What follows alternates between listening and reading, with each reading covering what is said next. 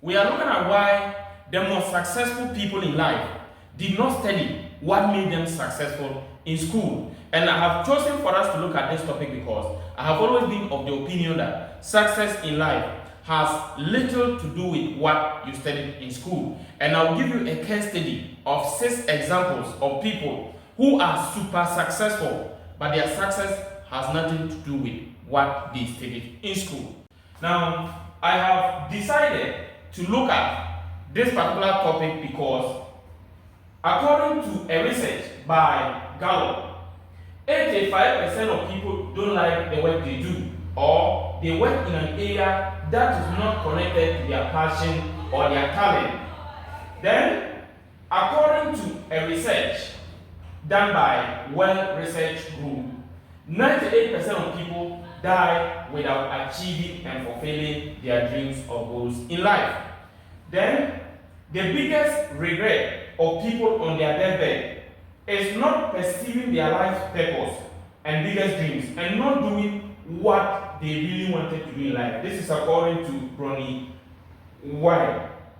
This is someone who was working with people who were on their deathbed, someone who was a clinical psychologist who worked closely with people who were on terminal sicknesses or terminal diseases and were closest to dying. And he had to counsel them and then interview them and find out what were the things they regretted not doing in life.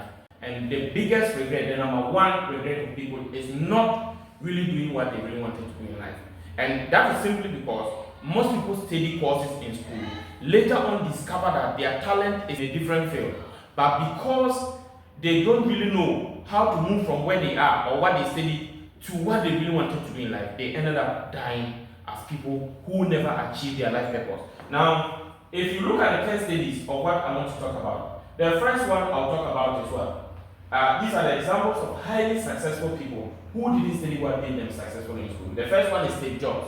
Steve Jobs studied English language in school, that's at college or at the university, that's at the bachelor degree level. He did not even complete and dropped out. And then, what did he do? He is known for, he's a pioneer of the personal computer revolution. He founded Apple. He oversaw the launch of revolutionary products such as the iPhone and the iPod. He transformed Apple into a world leader in telecommunications. I am sure by now you've heard of the iPhone. Even if you have not used one, you've heard of the iPhone and you have seen how it is much revered. And you've also heard of Apple computers.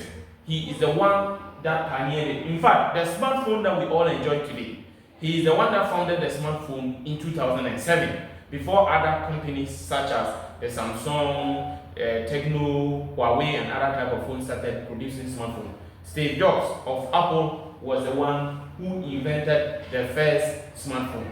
But can you imagine that the person who did all these things did not study computer science in school? So I want to let you know that the next time you probably think you have something in your heart, but you are thinking that this is not what I studied in school, but this is what I want to do, you can do it because Steve Jobs is self-taught. He studied what he did on his own. He did not study in school. Okay, so we go to the second example. The second example we are talking about is Elon Musk. Elon Musk studied physics and economics in school, that is at the senior high school level and at the first degree level. However, that is not basically what he's doing today. What does he do today? He is into electric cars and into what? SpaceX. SpaceX is a rocket manufacturing company. That is, they manufacture a rocket and they sell to companies that want to explore space and all that. Then the electric cars that he does, they manufacture electric cars. All of us, or those who have done research into what? Petroleum, know that petroleum products is a renewable, a non-renewable resource which is gradually finishing. And it will come to a time that we will no longer have petrol. And even more to the point, they are destroying the environment because of the carbon dioxide they release into the atmosphere and destroying the ozone layer and changing our climate. So through his innovative ways, he has come up with what? Electric cars. And today, as I speak to you, electric cars are changing the world. And they are helping, they are eco-friendly, they are helping to preserve the environment. while they are also more durable. And that is a new technology that he has discovered.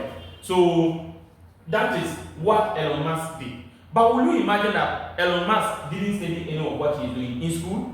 He didn't study about aeronautic engineering. He didn't study about the manufacture of cars. He did not study it in school.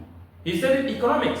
But through the reading of books, he was able to teach himself about how to do all these things that he is doing. And that is really wonderful. In fact, he also came up with a financial company, that is PayPal. All these things are things he did not directly study in school. Now we go to the next one. The next one we talk about is Antonio Guterres.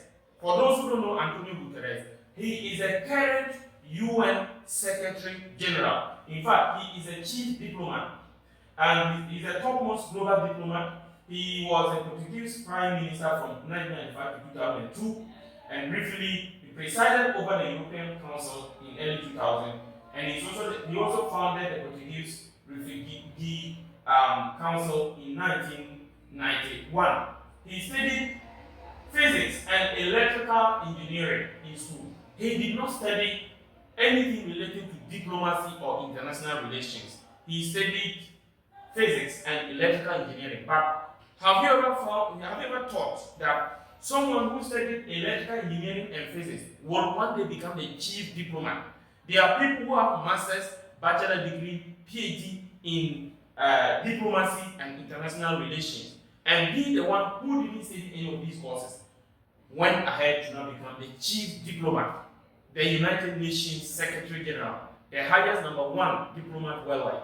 So if you look at it, you see that it is something that he learned on his own. It is something that he put his passion on it. It is something that he developed. It is something that he did. He was able to discover that was what was within him. That is what diplomacy.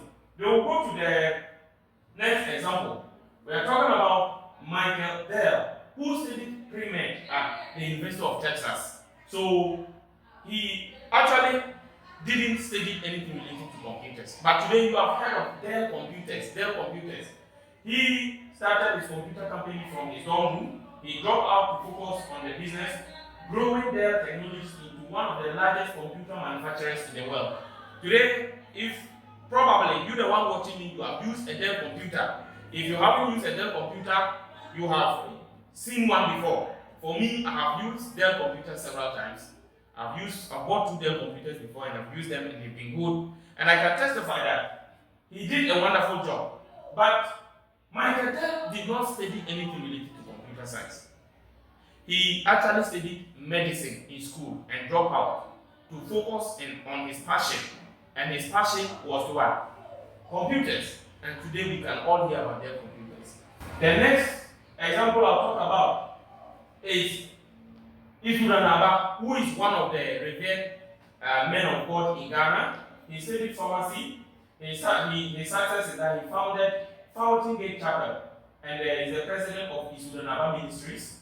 He is noted in Ghana and internationally as a revivalist who delivers the word of God with passion, precision, and integrity. Today, he is one of the most influential Ghanaian preachers. But all these that he is doing, he didn't study it in school. There are many people who went to study theology for 4 years. There are people who did bachelor degree, master's, PhD in theology. But I am not sure their influence in the ministry, their impact is up to Isudan Naba. This is someone who did not go to school to study anything related to theology. He didn't go to school to study anything related to the Word of God. He did not go to school to study anything related to what? Preaching. But he has identified what God has put in him. And he has discovered that God brought him on this earth to do what? To work on what? To work in the ministry, to do the work of God, to preach the Word of God. And at the end of the day, you can see that he is doing wonders. And the world has heard of him. So, if we go to the next example, we'll talk about what? Komla Domo. Komla Domo started studying medicine. He failed in the 4th year. His father is a professor who wanted him to be a medical doctor. He started and failed in medical school the 4th year. He went to study sociology and psychology, and that one he graduated, went and did masters in public administration. And he found his success in what? Journalism. But this is someone who never studied journalism in school. In fact, he achieved one of the greatest feats ever as a journalist. He was named as one of the 100 most influential Africans in 2013 by the New African magazine. He established himself as one of the most outstanding figures from the African continent and an emerging face of global recognition before his untimely demise in 2013. In fact, he was one of the most powerful figures in journalism. And as I speak to you today, the Comla Dumont Award is the award of the most outstanding African journalist, which has been awarded every year to the best journalist from Africa. It is because of what he achieved in life. It is because of who he was. But all these that I speak about, he was someone who never studied journalism in school. He didn't study journalism in school. In conclusion, if you look at all these that I spoke about, they have proven that formal education doesn't always predict or determine success. Often, passion, self-education, and perseverance play a larger role in achieving their dreams, or each of them. All these that I mentioned here play a larger role in each of them achieving what they want. I want to let you know today, whatever you studied in school, it's not everybody, but there are some people who know that, okay, what I studied in school does not align with what I want to do in life. But there are majority of us who know that, okay, what I studied, we probably discovered our purpose. And that one, I would say about 10 to 20% of the people who studied what they are doing now, who went to school to study the course they are doing now, know they studied the right course. But over 70 to 80% know within their heart that what they studied in school is not what they really wanted to do. Or probably they have not discovered their life purpose. And so they went and studied the wrong course. So I want to let you know, if you know within your heart that what you studied is not what you really wanted to do in life, you can build that courage. You can discover your purpose. And that is why I have a powerful book called Achieving Your Greatest Dreams. It is a book that will help you to discover your purpose, a book that will help you to find your feet, a book that will help you to know who God really wanted you to be, and to pursue that and to become the greatest that you can ever be. I have always been of the opinion, if you discover your purpose in life, you will never become an ordinary person, and the world will hear of you. You become a person of global recognition, and your impact will transcend generations. Thank you for watching. Remember to subscribe to my YouTube channel. I will leave the link in the description. That is if you are not watching this video on YouTube. If you are watching it on Facebook, like our page and follow us for more powerful videos like this. I will leave a copy of my book, Achieving Your Greatest Dreams. You can follow the link to get a copy of it on our website. Thank you once again, and see you in the next video. Bye.